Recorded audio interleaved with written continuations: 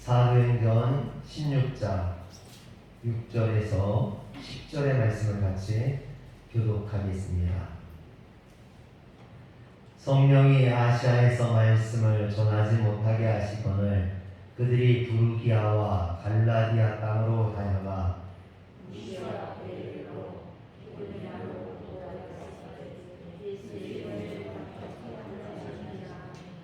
무시아를 지나 드로아로 내려갔는데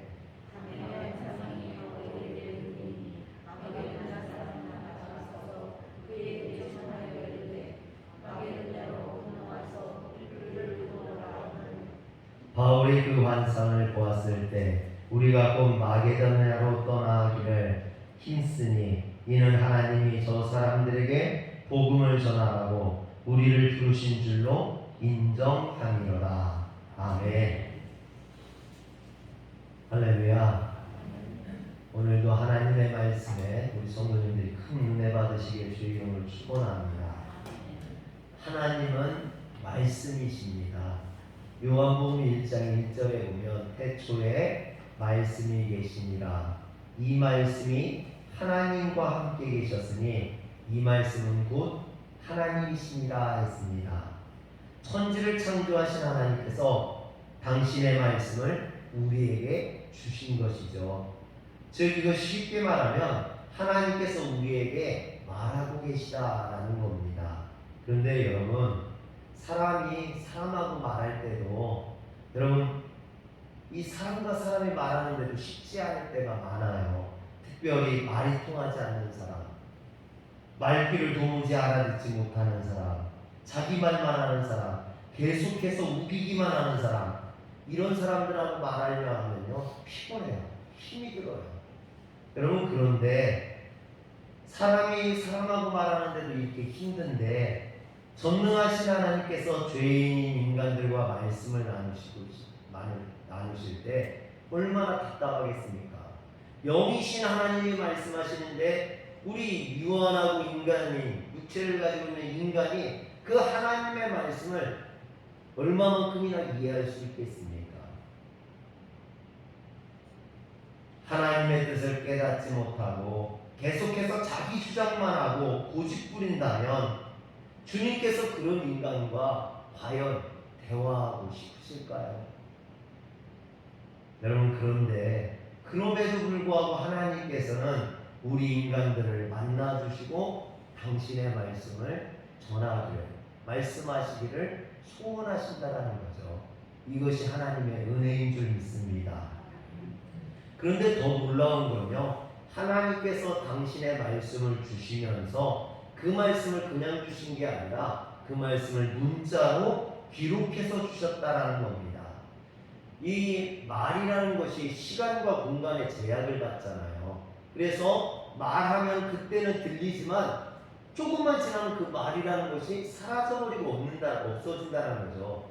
또 공간적인 제약을 받아요. 여기에 사는 말은 여기 있는 사람들 외에는 들을 수가 없다라는 거죠. 그래서 다른 곳에 있는 사람들, 다른 시간대에 있는 사람들은 그 말을 들을 수가 없죠. 그래서 하나님께서는 그 말씀을 성경으로 기록하게 하셔서 그 말씀을 모든 시대, 모든 곳에 있는 사람들에게 듣게 해 주셨다라는 것입니다. 하나님의 말씀은 그래서 1500년에 걸쳐서 약 40여 명의 사람들을 사용하셔서 당신의 말씀을 성경으로 이렇게 기록해 주셨던 겁니다. 이와 같이 하나님의 사랑 덕분에 오늘 우리는 하나님의 말씀을 읽을 수도 있고 들을 수도 있고 또 그 하나님의 말씀에 힘을 얻어서 살아갈 수 있는 줄 믿으시길 바랍니다. 그런데 성경이 하나님의 말씀이라고 해서 직접적으로 하나님의 말씀만 들어있느냐, 기록되어 있느냐? 그렇진 않죠. 성경 속에 보면 수많은 사람들의 이야기가 들어있어요. 수많은 사람들의 삶이 들어있습니다. 그건 뭐냐면 그 사람들의 삶을 통해서 하나님이 말씀하시고자 하는 게 있다는 거죠. 그 사람들의 삶을 통해서 드러나는 하나님의 뜻이 계시다는 겁니다. 오늘 우리는 성경을 보면서 통해서 그 사람의 이야기만 볼 것이 아니라 그 사람을 통해서 하시고자 하는 하나님의 말씀을 들어야 될 줄 믿으시길 바랍니다. 하나님은 어떤 이론을 말씀하시는 이론가나 관념을, 철학을 이야기하시는 철학가가 아니라는 겁니다. 하나님은 그 말씀을 통해서 우리 인간의 삶을 주관하시고 어루만지시길 원하십니다. 그래서 신앙이라는 것은 철학이 아니에요. 사상이 아니에요. 이 신앙이라는 것은 곧 삶입니다. 삶으로 드러나는, 오늘 우리의 삶 속에 하나님의 말씀이 드러나길 주의 이름으로 축원합니다. 오늘 말씀에 보면 바울은 실라와 디모데와 함께 루스드라를 출발하여서 오늘날 터키 대륙의 서부 지역인 아시아에서 복음을 전하기를 원했습니다. 한번 지도를 한번 보여주시죠. 이게 이제 바울의 2차 전도 여행의 지도입니다. 잘 보이실지 모르겠어요. 안디옥에서 다소, 더베, 루스드라, 비시디, 안디옥까지 가고, 거기에서 이제 그 본도 위쪽으로 가고자 했지만 가지 못하고 드로아라는 저 이제 서북 쪽으로 가게 돼서 이 바다를 넘어간 유럽입니다. 여기는 터키고 저쪽은 이제 그리스가 되는 거죠. 그쪽으로, 그리스 쪽으로 넘어가게 됩니다. 그러나 웬일인지 성령님께서 허락하시지 않아서 바울 일행이 부르기아와 갈라디아 땅을 거쳐서 터키 대륙의 서북 쪽에 있는 무시아로 올라가 동쪽 비두니아로 나아가기를 원했습니다. 그러자 이번에는 예수님의 영이 이 허락하지 않았죠. 아시아 대륙과 유럽 대륙을 이어주는, 그래서 주요 항구였던 드로아로 나아가게 되는 겁니다. 그런데 문제는 이 드로아에서 바울이 밤에 마게도냐 사람의 환상을 보게 되죠. 마게도냐 사람 한 사람이 나타나서 마게도냐로 와서 자신들을 도와달라는 이런 요청을 받게 됩니다.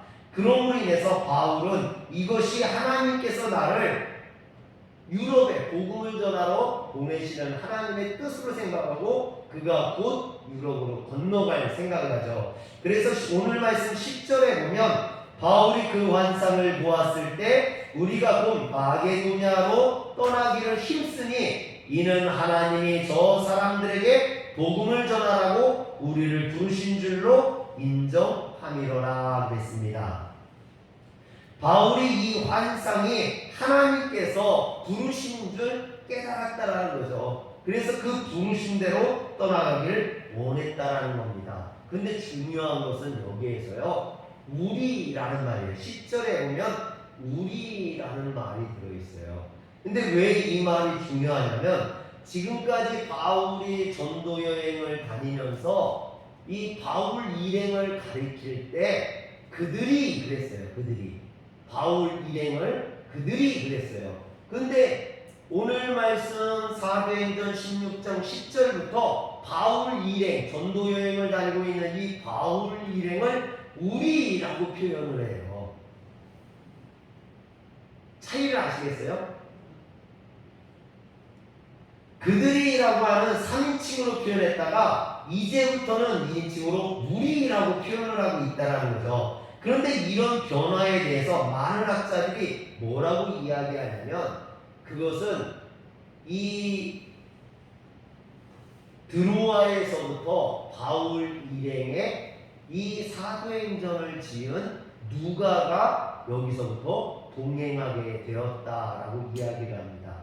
여러분 사도 바울이 신약성경 27권 중에 그 중에 13권에서 16권, 학자들마다 조금 차이는 있습니다만 13권에서 16권을 썼다고 그러죠. 그런데 사도행전은 사도 바울이 쓴 성경이 아닙니다. 사도행전은 누가 썼어요? 누가가 썼어요. 이 사도행전을 누가가 썼단 말이죠. 이 누가는 여러분들이 잘 알다시피 그는 의사였어요. 의사. 그리고 이방인, 헬라인이었어요.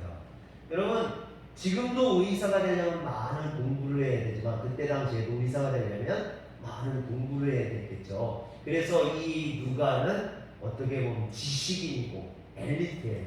그래서 이 누가가 쓴 누가복음과 사도행전을 보면요, 아주 그 언어가 헬라어로 쓰여졌는데 그 헬라어가 고급스러운 지식적인 그런 헬라어를 다른 성경보다 쓰고 있는 것을 보게 돼요. 거기엔 이유가 있겠죠. 이 누가복음과 사도행전이 누구에게 쓰여졌냐면 데오빌로 각하에게 쓰여져 있죠. 이 로마의 고위 관리였던 데오빌로에게 이 사도행전과 누가복음을 써서 보내면서 아주 말 한마디, 또 거기 문구 하나, 이 한마디 한마디에 세심한 배려를 해서 아주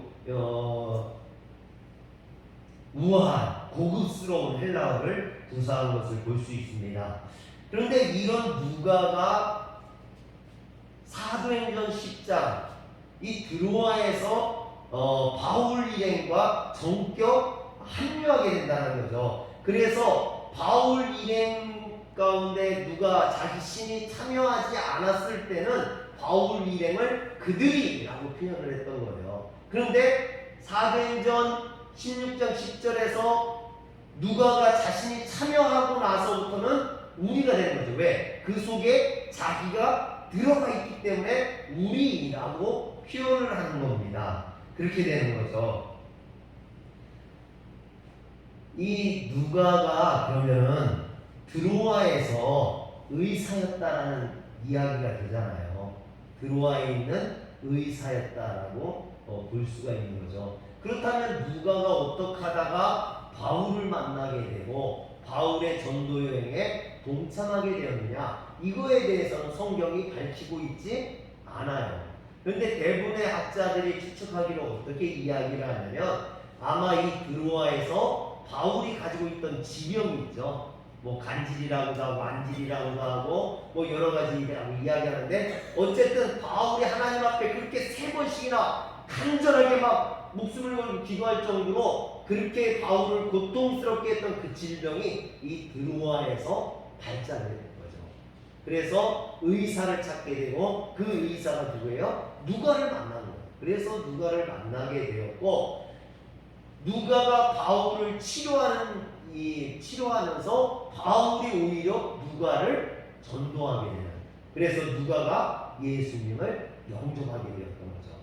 그래서 이 예수님을 영접했던 누가가 전도 여행을 다니고 있는 바울을 혼자 떠나보낼 수가 없는 거죠. 질병을 안고 있는 바울을 그냥 보낼 수가 없어서 이 바울의 전도 여행에 전격적으로 합류하게 되는.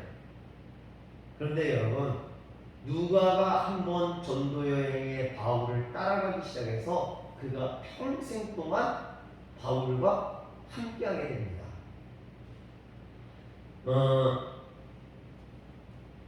이 바울이요, 보면은 누가가 이제 디모데후서 4장 11절에 보면 바울이 말년에 로마 감옥에 수감되어 있을 때 뭐라고 하냐면 누가만 나와 함께 있느니라, 내가 올 때 마가를 데리고 오라, 그가 나의 일에 유익하니라 그러죠. 바울이 감옥에 갇혀 있을 때 이 바울과 함께 했던 사람이 누가라는 것을 알 수 있습니다. 그렇다면 이런 어떤 의심이 하나가 생겨요. 뭐냐면 누가가 바울 일행에 동참했던 게 사도행전 16장 10절이에요. 그렇다면 사도행전 이후의 이야기는 누가가 바울을 따라다니면서 자기가 보고 듣고 느낀 것을 기록한 거겠죠. 당연히 바울 일행을 전도 여행을 따라다니면서 누가가 본 거니까. 그런데 문제는 뭐냐면 사도행전 16장 10절 이전에 바울의 전도여행, 1차 전도여행이라든지 바울의 회심이라든지 이런 것은 누가가 직접 본 겁니까? 보지 않은 겁니까? 보지 못한 거라는 거죠. 당연히 보지 못한 건데 성경은 그것들이 다 기록되어 있다라는 겁니다. 그렇다면 누가는 이것들을 어떻게 알고 기록했을까요? 당연히 누구에게 들었겠어요? 바울에게 들었겠죠. 바울과 전도여행을 따라다니면서 바울이 하는 간증이라든지 바울이 개인적으로 하는 얘기라든지 바울이 들려줬던 그 모든 내용들을 통해서 바울에 대한 이야기, 바울의 외신이 사도행전 9장부터 사도 바울에 대한 이야기가 나올까요? 사도행전 9장에서 15장까지의 이야기는 누가가 바울에게 들은 이야기를 기록했겠죠. 그런데 문제는 또 뭐냐면요. 그렇다면 사도 바울이 나오기 이전 사도행전 1장에서 8장까지 이야기, 그리고 누가복음은 예수님에 대한 이야기잖아요. 예수님의 탄생과 복음 전파, 또 예수님이 예루살렘 사역, 또 죽음, 부활에 대한 이야기, 이 모든 이야기는 누가가 경험해보지 못한, 알 수도 없는, 바울이 회심하기 이전이니까 바울에게도 들을 수 없었던 그런 이야기들이라는 거죠. 그렇다면 이 이야기들은 누구에게 들었을까요? 그 해답은 신라에게서 찾을 수 있어요. 또 다른 전도여행의 동역자였던 신라. 여러분, 바울이 2차 전도여행을 할 때 마가를 전도여행에 데리고 가는 일 때문에 바나바와 다투게 되고 헤어지게 되죠. 그래서 바나바가 마가를 데리고 먼저 출발을 하고, 바울은 그래서 바나바가 떠났기 때문에 예루살렘에 있던 신라를 불러서 이 신라와 함께 전도여행을 떠나게 됩니다. 근데 이 신라가 누굽니까? 신라는 모교회라고 할 수 있는 예루살렘 교회, 예루살렘 모교회에 중요한 역할을 했던 그런 지식을 갖고 있던 사람이죠. 또 사도행전 15장 32절에 보면 이 신라를 가리켜서 선지자라 하는 것을 보게 됩니다. 그 이야기는 이 신라가 복음을 가리키는 그런 사람이었다는 거죠. 예루살렘 모교회에 사도들이 있어요. 그 사도들과 함께 지내면서 성도들을 가르쳤던 사람이라는 겁니다. 그랬던 신라를 통해서, 이 신라가 당연히 예수님의 제자들로부터 예수님에 대한 이야기를 다 들었겠죠. 그리고 이 신라와 누가가 같이 전도 여행을 다니면서 누가에게 예수님에 대한 이야기, 또 사도행전의 1장에서 8장까지 초대교회의 이야기를 다 해줬겠죠. 베드로에 대한 이야기를 해줬겠죠. 그리고 누가가 이 이야기를 데오빌로에게 복음을 전하면서 이것들을 정리해서 성경으로 기록한 것이 바로 오늘 우리가 갖고 있는 누가복음과 사도행전이라는 겁니다. 누가가 의사의 삶을 청산하고 바울의 전도 여행을 따라 나선 것은 여러분 쉽지 않은 결정이었을 거예요. 왜? 의사라 한다면 먹고 사는데 지장이 없는, 또 사람들로부터 존경받는 그런 직책이었어요. 그러나 여러분, 전도여행을 따라다니는 것은 쉽지 않은 일이라는 거죠. 때로는 목숨을 걸어야 되는 일이요, 때로는 어려움을 당할 수도 있습니다. 배고픔과 추위와 고통과 이런 어려움들을 만날 수 있습니다. 그럼에도 불구하고 누가는 자신의 영광스러운 일들을 버리고 오직 바울을 돌보고 주님의 일을 하는 그 전도여행에 동참했다라는 것이죠. 그리고 이 누가를 통해서 바울의 이야기, 초대교회의 이야기가 다 기록되어지므로 오늘 우리가 성경을 통해서, 사도행전을 통해서 그런 것들을 알게 되고 하나님의 말씀을 읽고 듣고 있는 줄 믿으시길 바랍니다. 여러분, 근데 이것이 얼마나 큰 축복이고 영광입니까? 의사로 배부르게 먹고 사는 것보다 여러분 성경의 저자가 되고 그 성경 속에 기록되어지는 사람이 되는 것, 그게 더 영광스러운 일 아니겠습니까? 선지자 엘리야 시대에 이스라엘에 극심한 가뭄이 들어서 흉년이 들었어요. 여러분, 그럴 때에 사르밧에 살던 한 과부도 먹을 것이 없어서 마지막 남은 밀가루 조금과 기름으로 빵을 만들어서 그것으로 아들과 먹고 죽으려고 그러고 있는데 엘리야 선지자가 와가지고 나에게 그것을 가져오라고 그럽니다. 그래서 아들과 마지막으로 남은 것을 먹고 죽으려고 했는데 그걸 달라고 하니까 여러분 우리 같았으면 욕을 해야 되겠죠. 이런 것까지도 뺏어가냐? 그러고 요즘 뭐 욕들 많이 하잖아요. 그랬던 것처럼 욕했겠죠. 그런데 그러지 않고 사르밧과부는 그것을 만들어서 엘리야에게 갖다 줬을 때 여러분 그 가정에 가뭄이 끝나도록 밀가루가 떨어지지 않냐고 통에 기름이 떨어지지 않는 이런 역사가 있는 줄 믿으시길 바랍니다. 그런데 여러분 그것이 떨어지지 않냐는 게 축복이 아니라는 거예요. 더 큰 축복은 뭐냐면 그가 성경에 기록되어졌다는 거예요. 사르밧 과부가 자신이 성경 속의 주인공으로 기록되어졌다는 것이 더 큰 축복인 줄 믿으시길 바랍니다. 여러분 그런데 이 엘리야와 사르밧 과부 사이에 있었던 일들 이건 은밀하게 있었던 일이기 때문에 동네 사람들이 다 아는 이야기가 아닐 거예요. 아마 누가 본 것도 없겠죠. 그럼에도 불구하고 하나님이 보고 계셨다라는 겁니다. 하나님이 알고 계셨다라는 거죠. 그리고 당신의 생명책에 이것을 기록해 놓으셨다라는 거죠. 그래서 지금까지도 2800년이 지난 지금까지도 그 이야기가 우리에게 읽혀지고 은혜를 주고 있는 줄 믿으시길 바랍니다. 성경에 보면 아모스 선지자가 나와요. 이 아모스 선지자는요 드고아에서 양을 치던 양치기 목동이었습니다. 여러분 이스라엘이 가나안 땅에 정착하면서요 이 목동들을 경시하는 풍조가 생겨났어요. 그래서 목동들은 천민 중에 천민 취급을 받았습니다. 하나님의 선지자가 목동 출신이에요. 그러니 이 아모스 선지자가 아무리 하나님의 말씀을 전해도 사람들이 무시하고 듣지 않는 거예요. 왜냐하면 목동 출신이니까 못 배우고 무식한 목동이니까 사람들이 그의 말에 그가 아무리 하나님의 말씀을 전해도 저 무식한 놈 듣지 않는 거예요. 아무도 들어주지 않는 겁니다.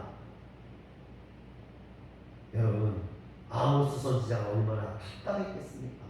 그럼에도 불구하고 그의 말이 공허한 말이었느냐? 그렇지 않다는 거죠. 그의 말이 오늘 성경책에 다 기록되어지고 그가 하나님의 선지자로 당당히 성경에 기록되어졌잖아요. 할렐루야. 여러분 세상 사람들이 우리를 무시하고 멸시한다 할지라도 여러분 하나님이 우리를 기억해 주시고 하나님이 우리의 이름을 하나님의 생명책에 기록해 주신다면 그것이 축복인 줄 믿으시길 바랍니다. 예루살렘 성전에 가면요 입구가 나팔 모양으로 되어 있는 헌금통이 13개가 있어요. 헌금통의 입구가 나팔 모양으로 이렇게 되어 있어서 거기에다 동전을 넣으면 소리가 나요. 소리가 동전을 넣으면 헌금을 넣으면 소리가 난다는 거예요. 그런데 부자들은 자신이 헌금하는 걸 과시하기 위해서 그 소리를 크게 하기 위해서 거기다 던져놓는 거예요. 동전을 던져놓으면 땡땡땡땡땡 하면서 동전이 들어가겠죠. 그런데 그게 계속 나는 거죠. 땡땡땡땡땡 그러면 사람들이 보면서 저 부자가 헌금을 많이 하는구나. 이렇게 되는 거죠. 많이 하는구나. 그런데 성경에 보니까 가난한 여인이 한 고드란트, 이 고드란트라는 것은요 노동자가 하루 벌 수 있는 임금의 64분의 1이래요. 뭐 지금 뭐 한 10만 원 번다고 하면 64분의 1이면 얼마 정도 될까요? 64분의 1, 10만 원에 한 3,000원 되잖아요. 아무튼 적은 금액을 헌금했어요. 그러니 아무도 관심도 갖지 않고 아무도 쳐다보지도 않았겠죠. 동전 소리도 웅장하게 땡랑땡랑 이런 소리도 안 나고 그냥 슬며시 들어갔겠죠. 그런데 그것을 주의 깊게 보는 사람이 있었어요. 바로 주님입니다. 주님께서 이 가난한 여인에게 너의 헌금이 가장 값진 헌금이라고 칭찬해 주셨다라는 것이죠. 여러분, 이것이 또한 성경책에 오늘 기록되었습니다. 얼마나 큰 영광입니다. 이처럼 하나님께서는요, 당신을 사랑하는 당신의 백성들의 삶을 당신의 방법으로, 당신의 사람들을 통해서 당신의 생명책에 기록하신다라는 거예요. 그래서 요한계시록 20장 12절에 보면 뭐라고 되어 있습니까? 또 내가 보니 죽은 자들이 큰 자나 작은 자나 그 보좌 앞에 서 있는데 책들이 펴있고 또 다른 책이 펴졌으니 곧 생명책이라 죽은 자들이 자기 행위를 따라 책들에 기록된 대로 심판을 받으니. 여러분, 우리가 하나님 앞에 나아갔을 때 우리 앞에 무슨 책이 펴지냐면 생명책이 펴진다는 거예요. 그 생명책에 우리가 했던 그 모든 것들이 다 기록되어 있어서 그 기록대로 상고를 받게 된다는 거죠. 오늘 우리가 바울처럼, 사르밧 과부처럼, 아모스나 가난한 여인처럼, 또는 누가처럼 하나님 나라 생명책에 기록되어지는, 아름답게 기록되어지는 우리 성도님들 되시길 주의 이름으로 축원합니다. 오늘 우리가 그 주인공이 되었으면 좋겠습니다. 세상에서 아무리 부귀와 영화를 누린다 한들 하나님 나라 생명책에 그 이름이 빠져버린다면 무슨 소용이 있겠습니까? 그러나 세상 사람들이 알아주지 않는다 할지라도 하나님이 알아주시고 하나님이 나 자신의 생명책에 우리의 이름을 기록해 주시고 잊지 아니하신다면 오늘 우리가 세상에서 가장 복된 자인 줄 믿으시기를 바랍니다. 기도하겠습니다. 선명하신 하나님, 오늘도 우리가 주님 앞에 나오게 하시고 주님의 나라 생명책에 기록되어지게 하시니 감사합니다. 우리의 믿음이 기록되어지게 하시고 우리가 또한 주님 앞에 의롭게 쓰임받을 수 있도록 주여 축복해 주시옵소서. 우리 주 예수님의 이름으로 기도합니다. 아멘.